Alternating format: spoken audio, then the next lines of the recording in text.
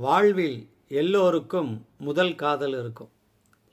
20 வளர்பிறை நிலாக்கள் கால்களிலும் கைகளிலும் கொண்டு முழு மதியைப் போல நடந்து வருகிற முதல் காதலி, நள்ளிரவிலும் வெண்ணிற இரவுகளை நமது இதயத்திலே ஒளியேற்றுகிற தூரிகை அவள்.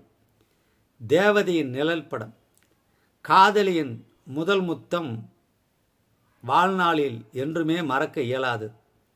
காதலினுடைய கைக்குட்டை வாசம் இருக்கிறதே, அது மண்ணுக்குள் போனாலும் இதயம் நிரம்பியதாக இருக்கிறது. காதலி எடுத்து தந்த பூ இருக்கிறதே, நாம் மண்ணுக்குள் மரமானாலும் அந்த மரத்தினுடைய பூக்களாக அது திரும்பவும் மலரும். காதலியின் செருப்பு இருக்கிறதே, அது நமக்கு மோட்சத்தை காட்டுகிற சாவியாக இருக்கும். இப்படி சொல்லிக்கொண்டே போகலாம். அருகில் உட்காருகிற பொழுது தென்றல் அவளை தீண்டி நம்மீது படுகிறதே, அது நமக்கு தீர்த்தம் ஆடுதலைப் போல ஒரு உணர்வை தரும். புண்ணிய நதிகளில் நீராடியதைப் போல தெரியும். அவள் தொட்டு கொடுத்த எந்த உணவாகட்டும் அமிர்தத்தை விட அன்று அந்த நிமிடம் நமக்கு பாக்கியத்தை தருவதாக இருக்கும். அவள் சிந்துகிற எச்சில் துளிகள் இருக்கிறதே, வானத்திலிருந்து விழுகிற மழைத்துளியைப் போல நாம் எண்ணி சாதகப் பறவையாக அந்த நிமிடம் மாறிவிடுவோம், சாதனை புரிவோம். அவள் வீசி எறிகிற பென்சில் சிதல்களெல்லாம் சேகரித்து நாம் எகிப்து பிரமிடு கட்டுவோம்.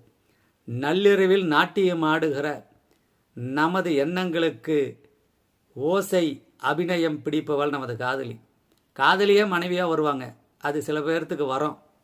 ஆனால் மனைவியே காதலியாக மாறுவாங்க, அது மகாவரம்.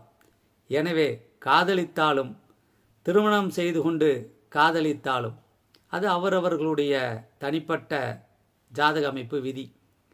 வாழ்வு ஒரு தடவை, காதலியுங்கள், உலகத்தை காதலியுங்கள். இந்த உலகத்தில் ஒரு பெண்ணில் ஆணில் ஆரம்பிக்கிற காதல் முழுமை பெறுகிற பொழுது நீங்கள் முழுமையான ஞானியாகி விடுவீர்கள்.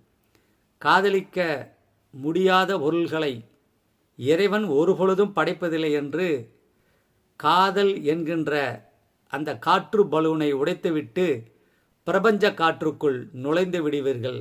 காதல் செய்கிற மாயாஜாலம் அது.